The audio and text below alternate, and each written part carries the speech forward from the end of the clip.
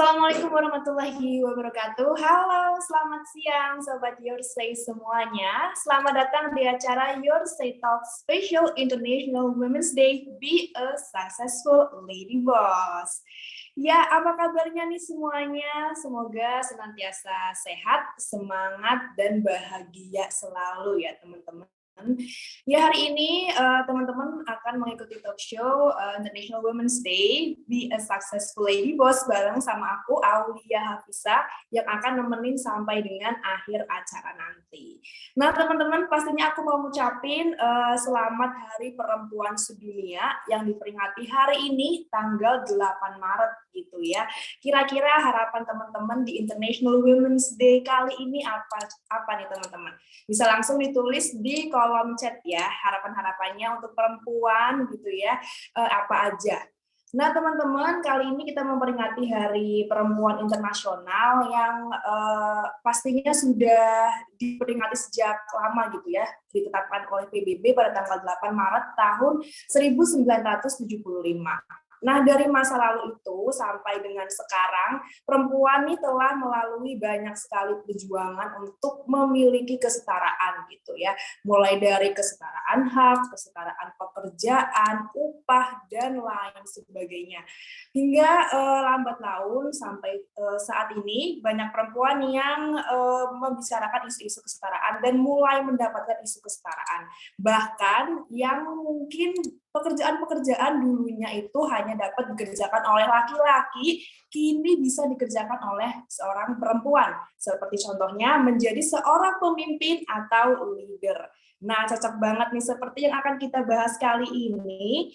Tentunya dengan sosok pemimpin yang akan kita bersama-sama curi ilmunya hari ini gitu ya. Ada Kak Cindy Ozi. Nah, Kak Cindy Ozi ini merupakan seorang co-founder dan juga Chief Marketing and Commercial Officer di startup Pasar Now. Namun sebelumnya Kak Cindy juga bekerja sebagai Sales Marketing Executive di Garuda Indonesia, kemudian Marketing Specialist and People Development Manager Pasam, kemudian Managing Director di Merrily Official, dan juga Vice President Generasi Muda Peduli. Oke, langsung aja nih aku sapa Kak Cindy. Halo Kak Cindy. Halo, Aulia, apa kabar? Baik nih Kak Cindy. Kak Cindy singkat dulu deh.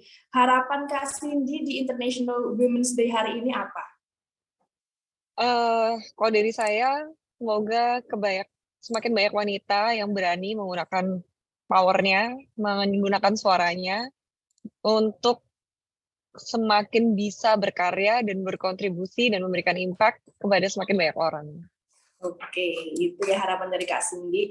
Nah, sebelumnya kita akan mengingetin nih buat teman-teman semuanya untuk mengikuti acara sampai akhir, karena nanti di akhir acara akan ada link presensi yang dibagikan.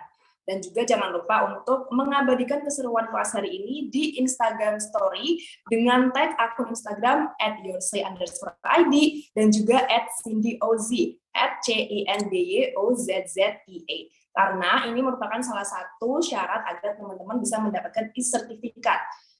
Kemudian bagi teman-teman yang selama kelas ini ingin memberikan pertanyaan bisa langsung nih dituliskan di kolom chat room Zoom ini gitu ya. Dan bagi teman-teman yang hadir juga silakan untuk mengaktifkan kameranya ya biar talk show kita kali ini lebih interaktif gitu.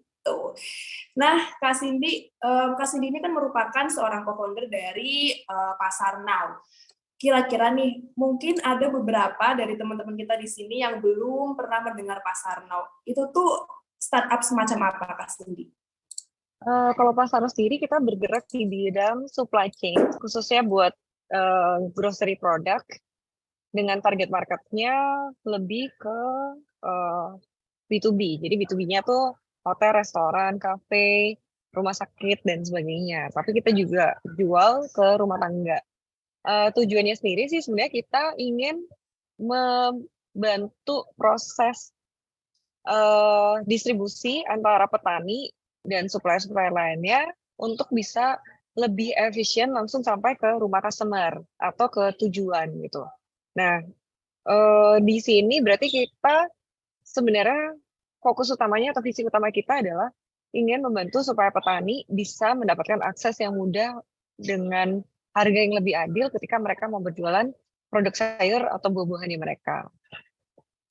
Oke, jadi Kak Cindy ini merupakan founder di Pasar Now gitu ya, dengan tujuan untuk mempermudah petani untuk menjual Ya. barang-barangnya begitu. Nah Kak, apa sih yang melatar belakangi gitu untuk membuat bisnis ini? Kan awalnya Kak Cindy sebelumnya bekerja ya Kak ya? Ya, bergeraknya sebenarnya sebelumnya lebih banyak di bidang lifestyle ya. Pertama di airline, setelah itu yang terakhir sebelum ini itu di bidang fashion. Tapi sebelumnya lagi saya sebetulnya sudah pernah terjun di bidang agritech. Nah, di situ di Fasham itu kita membantu petani-petani juga dengan memberikan bantuan pendanaan sistemnya bagi hasil. Nah, sekarang karena kebetulan juga network kita banyak ke B2B, restoran, hotel, rumah sakit, dan sebagainya, akhirnya kita memutuskan untuk gimana nih caranya supaya bisa langsung menghubungkan petani-petani kita sama si pelaku bisnis F&B tersebut gitu. Jadi kurang lebih kayak gitulah waktu itu background-nya. Oke. Nah, kira-kira sulit nggak sih Kak untuk membuat bisnis ini gitu ya? Apalagi bisa dibilang Kak Cindy adalah seorang perempuan begitu. eh Sebenarnya bidang pertanian itu mungkin bisa dibilang bukan bidangnya perempuan pada umumnya ya gitu. Perempuan. Terutama nggak hanya pertanian tapi juga dari segi supply chain-nya sendiri itu sebenarnya bukan bidang yang familiar untuk dilakukan sama perempuan. Nah, banyak juga yang berkomentar kalau saya datang mengunjungi petani dan waktu berinteraksi dengan petani apa nggak panas gitu. Biasanya stereotipnya seperti itu gitu. Kalau cewek itu ogah panas-panasan. Kalau cewek itu eh, apa nggak banyak yang bisa menjadi founding member dari tech industry juga gitu. Jadi banyak sih sebenarnya stereotip-stereotip yang eh, menyampaikan bahwa bidang ini sebenarnya bukan buat cewek banget. Justru ini this is a man's job gitu. Tapi di luar itu mungkin karena passion saya juga ya dari awal bahwa pengen membangun impact dimanapun itu. Kalau misalnya sekarang ternyata di bidang pertanian pun saya akan jalanin juga gitu karena memang sebenarnya sangat menyenangkan ya bisa belajar banyak hal yang baru eh, dan sekaligus bisa membangun sebuah impact buat orang lain. Oke, tadi kan Kak Cindy bilang kalau misalnya ini stereotipnya memang bukan pekerjaan untuk perempuan gitu. Kira-kira apa saja sih Kak yang udah dilalui oleh Kak Cindy gitu ya, yang mungkin itu cukup sulit gitu dijalani oleh seorang perempuan? Yang cukup sulit dijalani perempuan.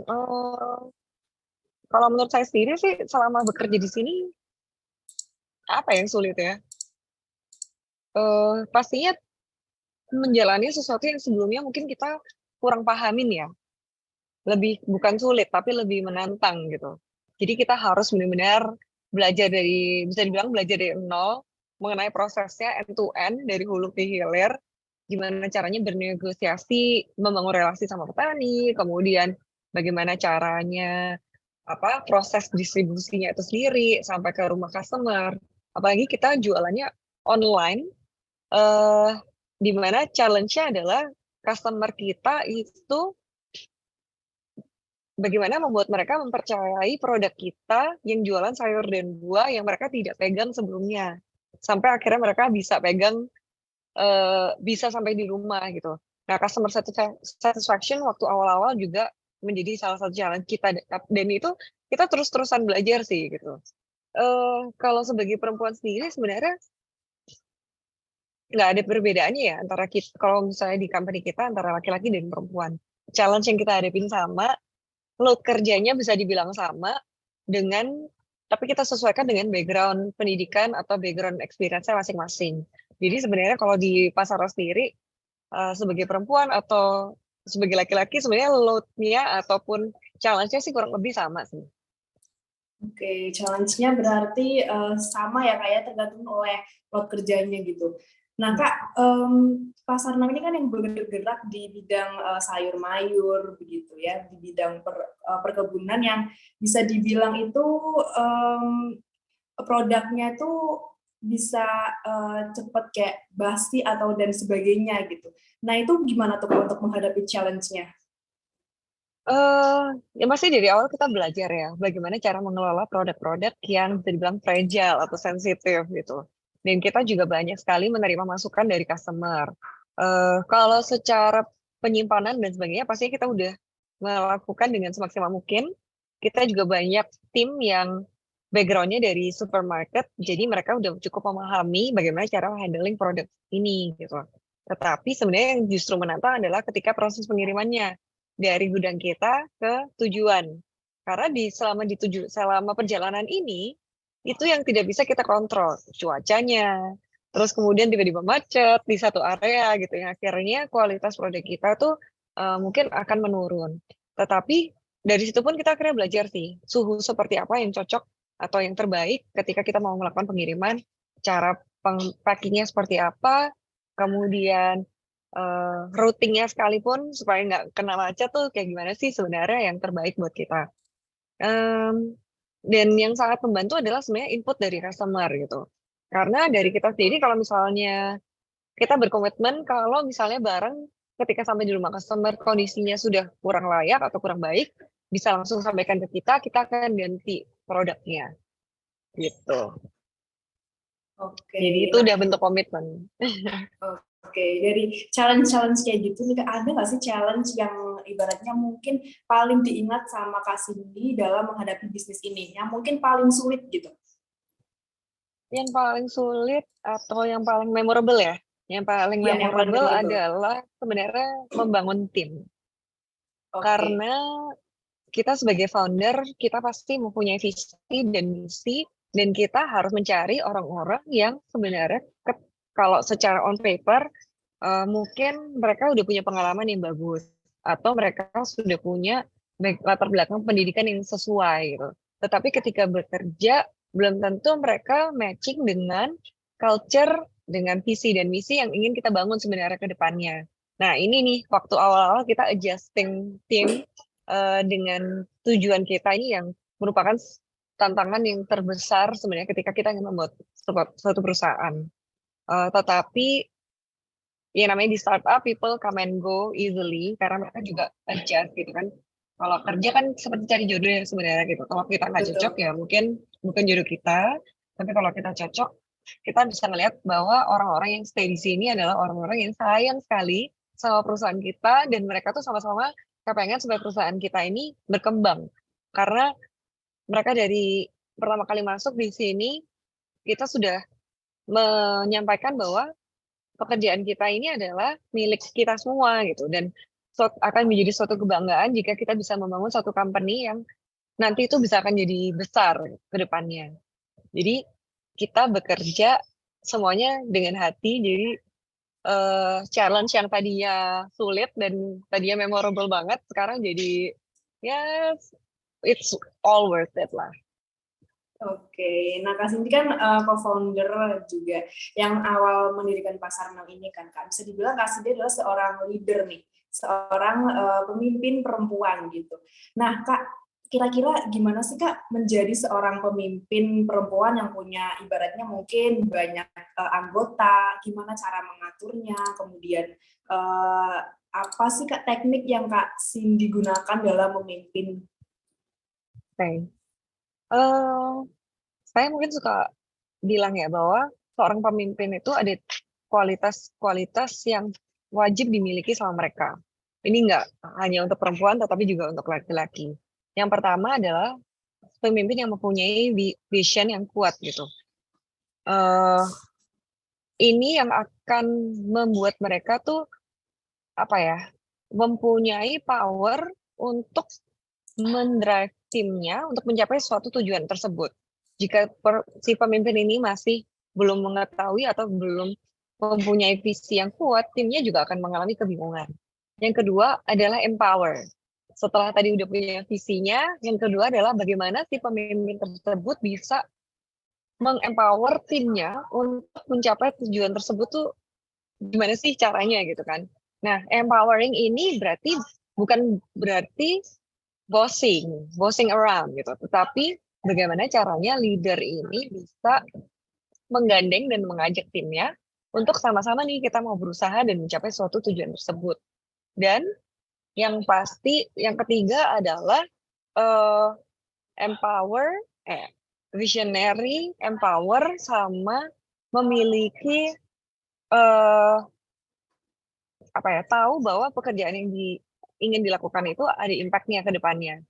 Jadi tadi udah ada vision-nya, kemudian empowering, terus yang ketiga adalah impactful. Gimana caranya supaya mereka ketika dalam bekerja, apa yang mereka visikan di awal tuh ada impact-nya untuk semakin banyak orang, termasuk untuk timnya sendiri gitu. Jadi ketika saya bicara dengan tim saya, akan banyak nih pekerjaannya, bahkan pekerjaan yang di luar job desk. Itu saya senang banget malah, karena di situ kita jadi bisa belajar dan keluar dari zona nyaman kita gitu. Nah, ketika kita bisa menyampaikan bahwa apa yang kita lakukan itu ada impact-nya untuk orang lain maupun untuk diri sendiri, orang itu akan lebih bekerja dengan happiness gitu, dengan rasa bahagia dari hatinya dia. Jadi kita nggak ada tuh maksain, kita nggak ada, sebenarnya jam kerja kita tuh cukup fleksibel. Yang penting kita tahu bahwa tim kita tuh semuanya bekerja karena mereka tuh tahu visi kita mau kemana, impact kita seperti apa, dan impact untuk diri sendiri seperti apa. Kurang lebih seperti itu. Jadi 3 poin yang menurut saya sangat penting ketika menjadi seorang leader. Oke, vision juga empowering tapi nggak bossing gitu ya.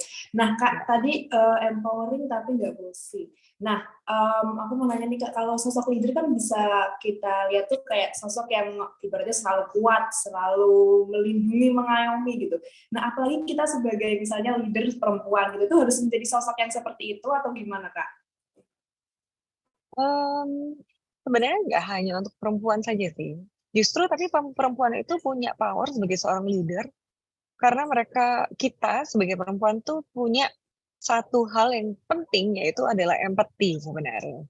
Nah, dengan adanya empati ini kita tuh sebenarnya bisa menemukan solusi yang nggak hanya win untuk satu pihak, untuk kita sendiri, tapi justru win-win untuk orang lain karena kita bisa menempatkan kaki kita di kaki orang lain tersebut gitu kan. Eh, nah, apa ya? Kalau dengan adanya empati ini yang menjadi keunggulan kita sebagai perempuan ketika kita menjadi seorang leader. Tetapi quality-quality yang lain sebenarnya untuk laki-laki maupun perempuan sebenarnya sama aja ya. Kita ngomong soal equality soalnya. Kita nggak ngomong bahwa kita lebih unggul daripada yang lain atau yang lain lebih unggul daripada kita. Untuk menjadi kuat itu memang penting gitu dimiliki oleh seorang leader, bahwa leader tuh nggak boleh goyang, leader tuh harus selalu bisa positive thinking, harus bisa selalu tahu ke arah mana gitu karena mereka akan menjadi kapten atau nakoda dari kapalnya gitu. Tetapi kalau era sekarang menurut saya it's okay for leaders to be vulnerable, untuk untuk mengakui bahwa mereka tuh juga bisa salah, untuk mengakui bahwa mereka tuh juga butuh bantuan. Instead of bossing around, it's okay for you to ask for help gitu kan. Jadi eh, apa ya? Sekarang tuh udah bukan zamannya kita untuk seorang leader tuh harus yang paling top, paling kuat, paling hebat, paling strong gitu kan. Nggak seperti itu lagi.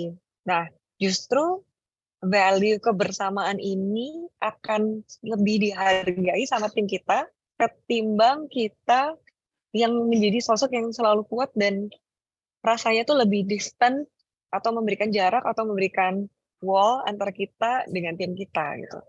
Nah, saya ngelihat antara saya dengan tim-tim saya semuanya, kita sebenarnya setara sih. Kita nggak ngelihat jabatan lagi gitu. Justru kita lebih banyak discuss, kita lebih banyak brainstorming, dan kita lebih banyak saling belajar. Apalagi di startup sebenarnya. Karena bosnya it's not always the smartest on the table. Bisa jadi timnya lebih pintar daripada bosnya. Oke, jadi leader juga manusia ya Kak ya, nggak selalu Ya. kuat gitu. Nah Kak, dari perjalanan Kak Cindy berkarir nih, baik di bisnis Kak Cindy sekarang ini ataupun sebelumnya, pernah nggak sih Kak menghadapi stereotip-stereotip tentang pekerja perempuan atau mungkin pemimpin perempuan gitu yang mungkin ini terlalu apa baper atau terlalu apa dan sebagainya gitu Kak? Eh, Pastinya pernah sih, secara langsung ataupun nggak langsung, secara vulgar atau nggak vulgar gitu ya. Pastinya pernah gitu.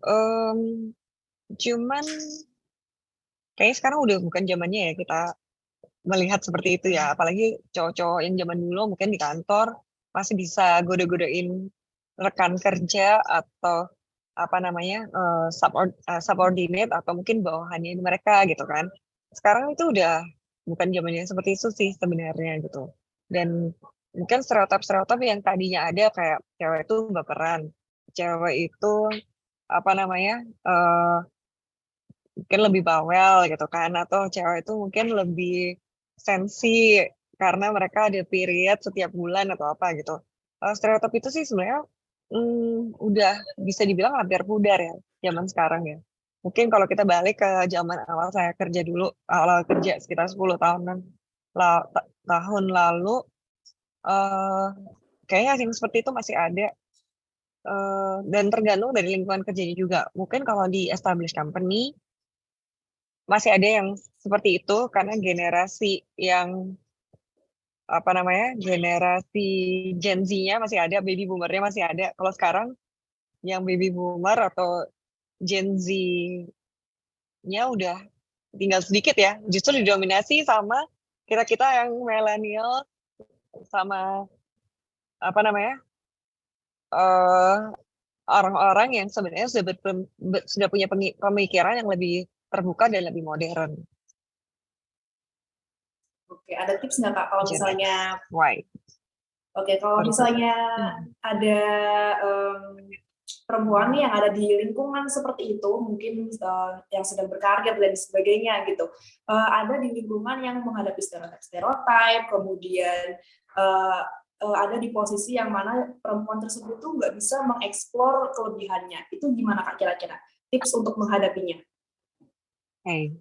Kalau ada di lingkungan yang terlalu kuat ya stereotypingnya gitu, atau mereka justru jatuhnya toxic terlalu parah gitu, saran saya mendingan just go find some other job gitu. Just go find a job that has a better environment for you guys, karena I think we as women we deserve better. Nggak cuma women tapi as men juga kadang-kadang ada yang mengalami pelecehan ya, misalnya mereka dikatain atau disakiti atau secara fisik maupun verbal gitu. Kalau misalnya kita udah nggak bisa dan itu terlalu toxic, just go find a better job atau a better job with better environment. eh tapi kalau nggak seperti itu, menurut saya waktu di awal, kalau misalnya kita masih bisa kuat, waktu saya pertama kali kerja yang saya lakukan adalah membuktikan diri sebenarnya bahwa I'm not just any girls, I'm not just um, apa ya someone with a skirt gitu kan atau pakai heels gitu, tapi I'm also strong and I'm also capable. Nah, with heels, oke? Okay? Jadi kekuatan ini yang sebenarnya harus kita tampilkan dan kita tunjukkan gitu. Dan ini sebenarnya nggak butuh waktu ya. Jadi meskipun kita masih mengalami adanya stereotip atau apa, um, kadang-kadang ya you just have to suck it gitu. Ya udah diterima aja, tetapi one time you deserve to be respected karena achievement kamu dan karena kamu udah berkontribusi dengan baik ke company yang tempat kamu bekerja gitu. Jadi ya prove them wrong bahwa kita tuh sebenarnya sosok yang hebat dan bisa dan kuat gitu. Oke, prove them wrong, biar strong, kita berdaya, kita bisa gitu ya Kak ya. Nah Kak, ada nggak sih Kak perbedaan antara pemimpin perempuan dan juga pemimpin laki-laki dari mungkin pengalaman Kakak dalam berkarir? Artinya ada ya. Yang pertama tadi mungkin satu, sebagai perempuan, trait kita yang paling nampak adalah empati yang kita miliki gitu. Kalau perempuan tuh bisa berempati dan merasakan apa yang sebenarnya orang lain tuh rasakan. Mungkin bisa dibilang sensitifnya kita gitu yang menjadi stereotip orang banyak itu sebenarnya sangat positif gitu. Terus yang kedua yang membedakan adalah eh, apa ya? Kemungkinan kebanyakan perempuan itu punya kemampuan untuk menjadi lebih detail daripada laki-laki sebenarnya. Nah, detail oriented ini adalah kualitas yang sangat-sangat baik yang dimiliki sama perempuan. Detail oriented ini biasanya sama kalau dengan stereotip dibilang kalau cewek itu eh, apa ya terlalu overthinking ya bisa dibilang ya gitu. Nah, Overthinking. sebenarnya overthinking ini karena kita sangat detail oriented gitu sebenarnya. Jadi, gimana caranya menggunakan ability kita untuk overthink menjadi berguna berguna dalam hal menganalisa dan mengambil keputusan. Itu kualitas kedua cewek yang menjadi stereotip tapi sebenarnya penting gitu. Dan yang ketiga, sebenarnya karena kita perempuan, kita tuh punya privilege untuk it's okay buat kita dibantu atau sebenarnya bisa dibilang dilayani sama kaum laki-laki ya. Kayak misalnya nih, perempuan itu tidak perlu angkat barang berat gitu kan ya. Jadi leave that to all the men gitu kan. Terus misalnya perempuan itu kalau lagi period kita boleh istirahat gitu.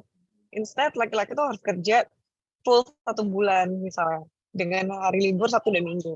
Nah ini yang sebenarnya kita apa ya bisa dibilang nih sisi positif sih kita sebagai perempuan gitu bahwa perempuan itu lebih boleh untuk menjadi vulnerable dan terbuka dan menyampaikan apa yang mereka rasakan daripada laki-laki. Kalau laki-laki kayak gue merasa sedih nih gitu kan pasti malah justru yang kayak gitu-gitu dikatain sama temannya atau mungkin perempuan mendengar hal tersebut aneh gitu. Nah, being vulnerable apa having this vulnerable side ini juga bagus gitu buat kita sebenarnya. Yang akhirnya kita bisa menghubungkan antara satu orang dengan orang yang lain ya, yang mereka sebenarnya kita tahu mereka ingin menyampaikan perasaannya tapi nggak bisa. Nah, karena kita punya sisi vulnerable ini kita boleh untuk menyampaikan apa yang kita rasakan ke publik gitu. Jadi mungkin ini yang membedakan. Tapi menurut saya dengan adanya feminisme ini, sebenarnya feminisme ini kalau teman-teman lihat secara history ya, bahwa sebenarnya perempuan itu di era dulu, kayak misalnya Cleopatra, atau leader-leader perempuan ya, leader-leader zaman era kerajaan zaman dulu itu banyak dipimpin oleh perempuan. Misalnya ada ratu yang akhirnya menjadi raja di Perancis. Ada ratu yang menjadi ratu yang menjadi dominan di Perancis gitu, atau ratu yang akhirnya menjadi raja di China waktu itu. Nah, yang kayak gini-gini itu sebenarnya kita sebagai perempuan itu punya kemampuan untuk leading dari sananya. Tapi seiring berjalannya waktu, apa ya, kita itu banyak didorong, energi kita tuh banyak didorong dan diredam sama kaum laki-laki sebenarnya gitu. Nah, sekarang itu kalau teman-teman bisa merasakan ya, di era saat ini, energi feminisme ini sudah mulai rising. Nah, dengan adanya energi feminisme yang rising ini, sebenarnya kita tuh bukan mau mendominasi kaum laki-laki. Tetapi kita ingin menunjukkan bahwa perempuan itu sebenarnya makhluk yang sangat kuat. Ini teman-teman kalau lihat videonya apa namanya Najwa kemarin waktu mereka talk show diungkapkan ya bahwa perempuan itu sebenarnya kita tuh adalah makhluk yang sangat kuat gitu. Dan bisa dibilang kita tuh mampu menahan sakit gitu kan lebih kuat daripada kaum laki-laki. Nah kalau misalnya kita mau compare nih dengan adanya logika seperti itu, bagaimana apa yang akan terjadi jika keluar semakin banyak perempuan yang leading atau menjadi pemimpin di dunia ini ke depannya? Pasti bakal jadi sangat luar biasa. Betul sih Kak. Jadi ini banyak banget ternyata kelebihan leader perempuan gitu ya. Yang mungkin selama ini teman-teman tuh masih belum tahu gitu dan masih menganggap stereotip. Ternyata perempuan tadi seperti yang Kak Cindy bilang lebih detail gitu, lebih punya empati gitu dan sebagainya. Nah, kalau misalnya challenge sendiri nih Kak, sebagai seorang leader perempuan, challenge-challenge yang Kak Cindy pernah hadapi itu apa aja Kak? Oh, perempuan tuh karena overthink tadi ya, sebenarnya itu positif tapi bisa jadi negatif. Kita tuh akhirnya jadi kurang pede ketika kita mau ngomong. Ini dihadapi sama banyak sekali perempuan yang udah jadi pemimpin sekalipun, kita mengalami bahwa kita itu sebagai perempuan, karena kita terlalu banyak overthink, kita jadi kesulitan untuk mengungkapkan apa yang kita mau ungkapkan. Nah, ini juga disampaikan sama beberapa leader founders, women founders ketika kita lagi ada gathering bersama investor kita waktu itu. Jadi di sana tuh kita ngebahas bahwa perempuan itu lebih sulit untuk mengungkapkan pendapat mereka karena kita ngerasa kurang pede gitu, karena kita overthink. Kalau cowok, mungkin gini ya, ketika kita di-compare sama laki-laki dan kita punya ilmu yang sama dengan laki-laki tersebut, atau mungkin kita bahkan lebih jago atau mungkin lebih punya ilmu yang lebih tinggi dari laki-laki itu. Si laki-laki ini, para kaum laki-laki sebenarnya lebih berani untuk mengungkapkan pendapat mereka. Meskipun mungkin mereka nggak seberapa tahu gitu. Nah ini yang sangat disayangkan sebenarnya. Eh itu jadi challenge saya juga waktu itu. Dan yang saya lakukan adalah akhirnya saya belajar gitu untuk just fake it till you make it. Basically berusaha dulu tunjukkan kalau kita pede meskipun sebenarnya nggak dalam hati. Tapi lama-lama kita kan terbiasa sih untuk exercising, untuk kita ngomong, berani mengungkapkan pendapat kita kepada orang lain. Terus challenge yang kedua sebenarnya karena sampai sekarang pun kaum laki-laki sebenarnya lebih dominan ya ketika mereka memimpin gitu. Dan saya diapit sama 2 orang co-founders laki-laki. eh itu juga cukup challenge waktu itu gimana caranya supaya perempuan bisa mempunyai suara yang lebih besar daripada 2 orang. Jadi 1 perempuan sama 2 orang laki-laki gitu. Dan itu waktu itu juga cukup challenging. Tapi enaknya karena co-founder saya yang lain juga enak buat diajak komunikasi, jadi ya akhirnya bisa apa ya, yang tadinya 2 versus 1 jadi kita nggak 2 versus 1 lagi, tapi kita 3 gitu. Jadi udah sama rata. Terus habis itu challenge yang lain, ya memang benar sih kalau cewek itu ada moodinya gitu kan ya, karena kita ada period gitu. Gimana caranya overcome itu, atau misalnya kita lagi mengalami suatu masalah gitu kan. Biasanya kalau cewek itu karena empatinya tinggi, kita pasti akan butuh waktu untuk ngerasain, untuk lebih menenangkan diri. Nah, kalau cara saya sih, saya lebih banyak berkomunikasi sama tim saya, terutama orang-orang yang percaya. Saya menyampaikan apa yang sedang saya alami saat ini. Misalnya saya lagi period nih, tolong dibantu ya. Dan ask for help itu juga penting. Jadi ketika kita lagi mengalami suatu kendala, ya kita tinggal minta tolong aja sama tim kita yang lain. Dan menjelaskan kenapa. Oke. Oke.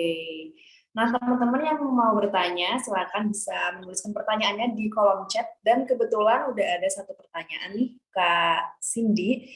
Hai Kak Cindy, salam kenal. Mau tanya Kak, gimana cara Kak Cindy sebagai perempuan mampu menunjukkan kepada orang bahwa kakak mampu untuk menjadi seorang pemimpin di sebuah pekerjaan yang bahkan orang pikir nggak cocok untuk seorang perempuan. Gimana sih Kak cara untuk proof gitu? Kalau misalnya aku bisa. Cewek hanya proof kalau kita bisa itu sebenarnya nggak cukup ya. Sebenarnya ini bukan hanya untuk perempuan, tapi untuk laki-laki sekalipun gitu. Membuktikan bahwa saya bisa. Menurut saya tuh terlalu simplify ketika kita ingin membuktikan bahwa kita tuh worthy. Yang harus kita lakukan, kita ingin membuktikan diri gitu kepada diri kita sendiri maupun kepada orang lain bahwa kita itu bisa. Berarti kita itu bukan hanya harus membuktikan bahwa kita bisa, tetapi kita bisa membuktikan bahwa kita itu hebat. Kita itu lebih hebat. Nah, apa ya? Karena kalau bisa, ya memang harus bisa gitu kan. Ketika kita masuk ke satu pekerjaan, meskipun pekerjaan yang tadinya untuk laki-laki, misalnya kita bekerja yang banyak di bidang yang masih kebanyakan laki-laki itu misalnya programming gitu atau coding gitu ya. Itu masih lebih banyak laki-lakinya. Gimana caranya kita pengen membuktikan diri kalau kita hanya sekedar bisa coding atau hanya sekedar bisa programming? Itu biasa. Tetapi yang harus kita lakukan adalah bagaimana kita bisa jadi sangat hebat, sangat jago dalam hal yang kita lakukan tersebut. Itu baru kita bisa dilihat sama kita sendiri, bisa merasakan bahwa oh, oke, I'm good, I'm very good, I'm good enough for this job.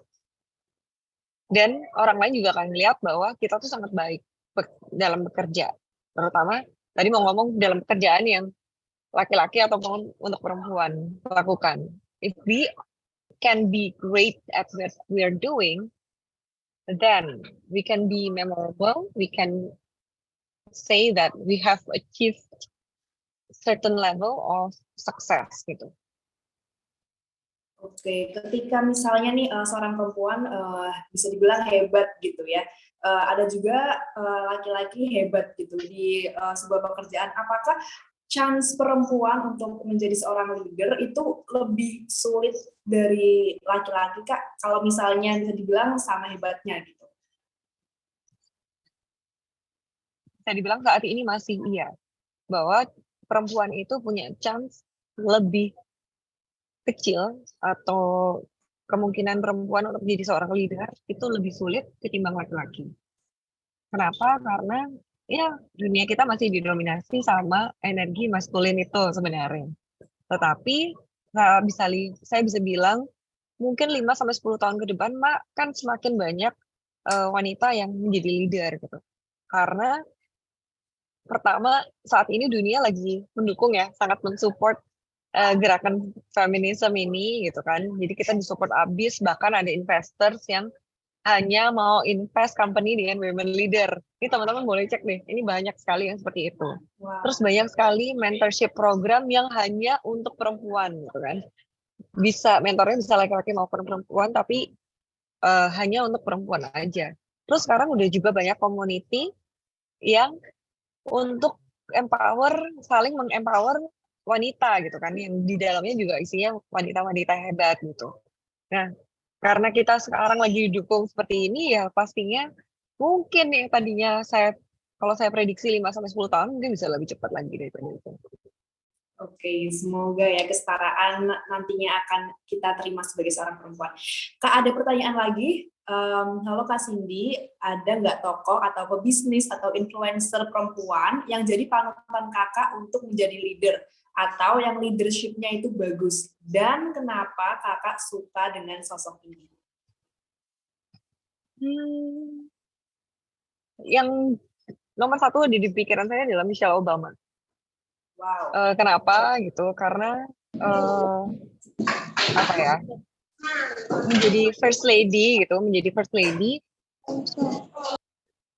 dia itu menggunakan kekuatannya gitu untuk membawa untuk membangun perubahan-perubahan yang luar biasa gitu. Dia bikin community, dia bikin gerakan-gerakan, dia melakukan kunjungan-kunjungan yang menginspire banyak orang, bahkan sampai bikin buku yang luar biasa juga bukunya. Tetapi being a first lady, dengan menjadi first lady, dia tuh juga tidak berusaha untuk overpowering sosok presiden itu sendiri. Benar. Jadi menjadi perempuan dengan role perempuannya, dengan tahu role-nya bahwa dia adalah first lady, ya dia jalanin itu dengan kita bisa ngelihat lah impact-nya seperti apa aja yang udah dilakuin sebenarnya. Gitu. Oke, kalau misalnya pebisnis gitu Kak, ada nggak sih panutan dari Kak Cindy? Kalau pebisnis, yang ada di pikiran saya ya, siapa ya? Sebenarnya tadi saya mau ngomong selain Michelle Obama, sebenarnya Najwa Shihab ya. Oke. Karena she's very empowered and empowering gitu, and very inspiring. Karena jarang sekali perempuan yang sebenarnya punya kemampuan untuk menggunakan suaranya dan berani gitu kan untuk mengungkapkan pendapatnya sampai segitunya. Itu powerful sekali gitu. Menggunakan suara kita bahkan untuk orang-orang yang punya power lebih daripada dia, dan laki-laki gitu maupun perempuan. Sampai banyak juga yang takut sebenarnya ketika mau diinterview sama Mbak Najwa gitu. Eh, apa ya? Menurut saya tuh rare, ya, rare. Nggak banyak perempuan yang mampu dan mau menggunakan suaranya sampai bahkan laki-laki sebenarnya berani untuk mengungkapkan pendapatnya sampai segitunya. Betul. Oke, lanjut ya Kak. Kak, ada nggak sih nasihat Kakak untuk perempuan di awal umur 20-an? Apa yang harus kita lakukan dan hal apa yang penting untuk diperhatikan? Perempuan-perempuan muda nih Kak. Dari saya sih learn and explore. Itu 2 key ya ketika di umur 20-an. Kenapa? Karena sebenarnya kita sebagai perempuan tuh banyak mengalami rasa takut ya. Kita takut traveling sendiri misalnya. Kita takut memulai pekerjaan yang sebenarnya mungkin nggak familiar buat kita. Kita takut networking, takut digodain misalnya. Kita takut pergi ke tempat-tempat yang kita belum tahu gitu. Nggak hanya traveling, tapi ke tempat-tempat yang kita mungkin belum familiar atau belum tahu sebelumnya. Kalau dari saya sekarang, be smart ya sebenarnya. Tetap harus smart, tapi go explore. Go explore, expand your knowledge, expand your experience. Karena terus terang satu hal yang paling saya sesali ketika saya muda, saya nggak cukup explore dan cukup belajar. Meskipun banyak banget buku yang saya pernah baca gitu. Cuman 2 poin itu sih ketika kita muda yang harus kita lakuin. Terus hal apa yang paling penting untuk diperhatikan adalah ketika kita melakukan 2 hal itu, jangan lupa untuk networking-nya diperluas lagi.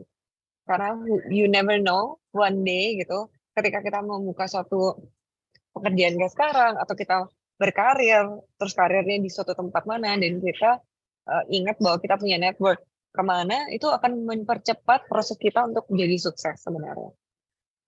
Betul. And jangan takut untuk make mistakes. Oke, learn, explore, kemudian jangan takut berbuat salah, dan juga apa lagi tadi? Oke, lanjut ya Kak ya. Takut membuat kesalahan, berbuat salah, membuat kesalahan. Betul. Oke, Kak, lanjut ya Kak ya. Ada pertanyaan dari Revi Hijra. Kak Cindy, apa kebiasaan Kak Cindy hingga menjadi sukses dan tips manajemen waktu agar bisa sesukses Kak Cindy? Terus terang kayaknya kebiasaan yang membawa saya ke arah sini ya. Belajar sih. Belajar sebanyak-banyaknya gitu. Menurut saya karena saya banyak belajar, akhirnya path-nya itu bisa ke arah sini dengan sendirinya. Nggak tahu kenapa gitu. Dan opportunity itu akan terbuka selebar-lebarnya. Jadi selain belajar ya juga take action ya yang penting gitu. Kalau menurut saya belajar sih. Belajar sebanyak-banyaknya karena dengan adanya kita belajar ini akan menjadi aset kita yang paling penting gitu ke depannya. Terus memanajemen waktu tergantung dari stage kita sekarang ada di stage mana ya. Kalau saya waktu awal sih prioritas saya waktu itu memang pekerjaan. Nomor 1 adalah bekerja gitu. Saya bekerja bisa dari pagi sampai malam, terus malam istirahat, bangun pagi lagi, kerja lagi gitu. Jadi kalau manajemen waktu sih nomor 1 adalah tahu mana yang harus jadi prioritas teman-teman. Dan dari situ akan harus dibagi waktunya seperti apa. Misalnya fokus utamanya adalah karir. Ya udah, berapa jam yang dibutuhkan untuk bekerja, kemudian berapa jam yang dibutuhkan untuk diri sendiri, terus berapa jam yang dibutuhkan untuk misalnya bersama orang tua. Terus misalnya di jenjang kehidupan yang berikutnya gitu. Oke, mungkin udah mulai punya keluarga. Oke, berapa jam yang dibutuhkan untuk berkarir, keluarga, terus misalnya nanti punya anak, mungkin anak akan menjadi prioritas. Anak ini yang mungkin akan kita banyak untuk spend time-nya, misalnya seperti itu. Jadi hidup kita akan lebih balance sih ketika kita bisa mengetahui mana yang bisa jadi prioritas dan mana yang di luar dari prioritas itu.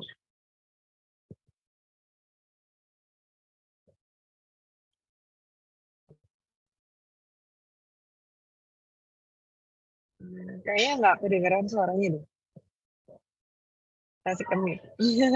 ternyata aku mood Kak, sorry. Oke, pertanyaan selanjutnya dari Niputudi Artika Dewi. Kak Cindy, gimana caranya jadi perempuan yang berani dan bisa mempunyai pengaruh? Jadi bisa menjadi perempuan muda yang berdaya.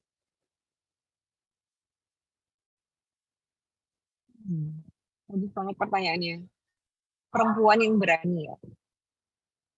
Ini mungkin saya sedikit cerita ya, bahwa saya sendiri itu sebenarnya orangnya tuh paling bisa dibilang saya tuh minderan. Terus yang kedua, saya tuh orangnya sangat-sangat introvert. Untuk saya bisa ngomong seperti ini itu suatu progres yang luar biasa sebenarnya gitu.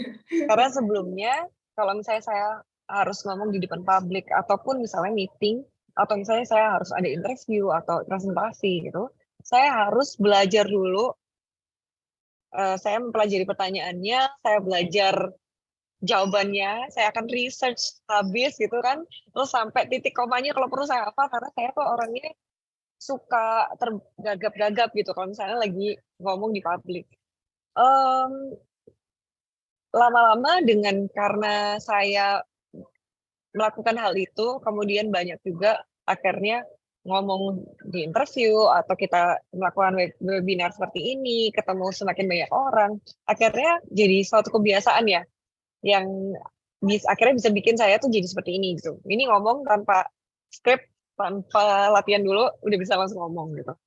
Terus hal yang juga membuat saya takut untuk ketemu orang baru misalnya adalah ketika saya kalau diajak ngomong takutnya itu nggak ngerti subjeknya, nggak ngerti orang ini ngomong apa, atau nggak bisa jawab apa yang orang itu tanyakan gitu, atau topik yang mungkin saya nggak ngerti gitu. Sampai sekarang sih saya masih ngalamin itu ya kalau saya ketemu suatu community yang di luar apa yang saya pahami gitu. Cuman akhirnya yang saya lakukan adalah saya belajar. Saya belajar banyak, saya banyak baca buku, saya banyak ngobrol sama orang, saya banyak sharing, tanya, dengar, nonton video atau apapun, yang akhirnya bikin saya cukup knowledgeable dan cukup percaya diri untuk, hey, kalau saya ini udah cukup nih ilmu yang saya punya untuk ngobrol dan apa ya bisa komunikasi sama orang meskipun itu di luar topik saya yang saya memahami. Jadi belajar deh, belajar yang banyak karena ilmu ini adalah power. Ilmu ini adalah aset. Ilmu ini adalah eh, apa ya? Sesuatu yang bisa kita bawa dan kita banggakan ketika kita mau berhadapan sama orang lain. So it's Oke. not money, it's not money, it's not look gitu kan. Justru orang yang paling bikin saya minder adalah ketika orang ini saya akan ketemu sama orang yang sangat-sangat pintar. Gitu. Oke, dari yang awalnya minderan bisa menjadi sosok seperti sekarang ini. Awalnya mungkin yang kayak tadi Kak Cindy ngomong kali ya, fake it until you make it gitu Kak. Iya, iya benar. Benar banget. Oke, kita ke pertanyaan selanjutnya. Nah, ada pertanyaan dari Tika. Kalau Kak Cindy, apa alasan awal dari Kak Cindy memutuskan untuk memulai membangun startup? Karena saya lihat ya, kalau kita membangun startup itu nggak hanya membangun bisnis, tetapi kita membangun bisnis dengan impact. Nah, dari awal tuh memang eh, udah jadi keinginan saya bahwa saya itu suatu hari akan membangun suatu bisnis sendiri yang nanti itu bisa membangun impact buat banyak orang. Dan kebetulan ketemu sama teman-teman yang pengen membangun startup juga dari network yang sebelumnya saya punya. Itu juga dari hasil ketemu dengan teman dan sebagainya yang akhirnya ngajak saya untuk bikin startup ini. Jadi antara keinginan, kemudian kesempatan, sama eh, bisa dibilang keinginan, kesempatan, sama kemampuan yang align waktu itu. Jadi divine timing ya. It's a perfect timing for me buat starting a startup waktu itu. Oke, nah Kak, mungkin karena keterbatasan waktu terakhir nih Kak, apa harapan Kakak di International Women's Day hari ini?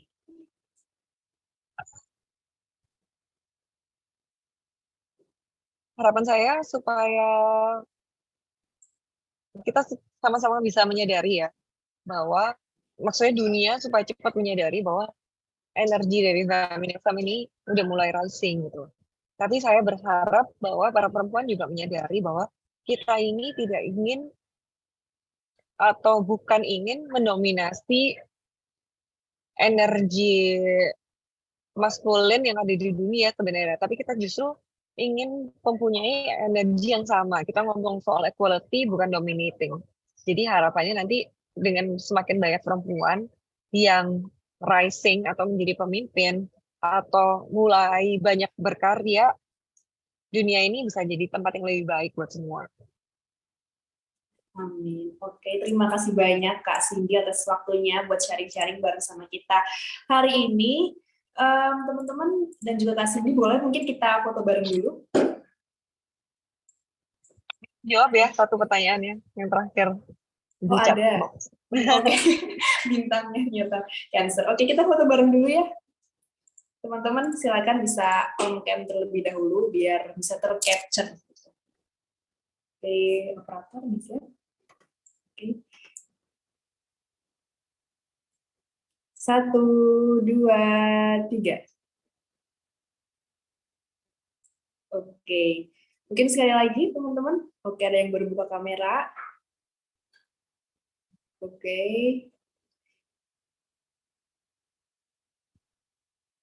1, 2, 3. Ya, terima kasih banyak teman-teman dan juga Kak Cindy hari ini. Makasih banyak sekali lagi Kak Cindy udah meluangkan waktunya buat sharing bersama kita. Terima kasih banyak Kak Cindy. Semoga semuanya lancar pekerjaannya dan segala macam urusannya. Nah, teman-teman silakan untuk mengisi link presensi yang sudah ada di kolom chat karena presensi tersebut nantinya akan digunakan untuk mendata e-sertifikat. Dan jangan lupa untuk teman-teman membuat story tentang keseruan talkshow kita hari ini dengan tag akun Instagram @yoursay_id dan @cindyoz. CINDYOZZIE gitu, karena story ini juga merupakan salah satu persyaratan agar teman-teman bisa dapat e-sertifikat. Kemudian teman-teman juga besok bisa mengikuti acara Your Say Women's Talk lagi di jam yang sama pada pukul 1 yang di jam yang sama pukul 1 gitu. Terima kasih banyak teman-teman semuanya sudah mengikuti talk show hari ini. Saya Aulia Hafizah undur diri. Wassalamualaikum warahmatullahi wabarakatuh. Sorry ya.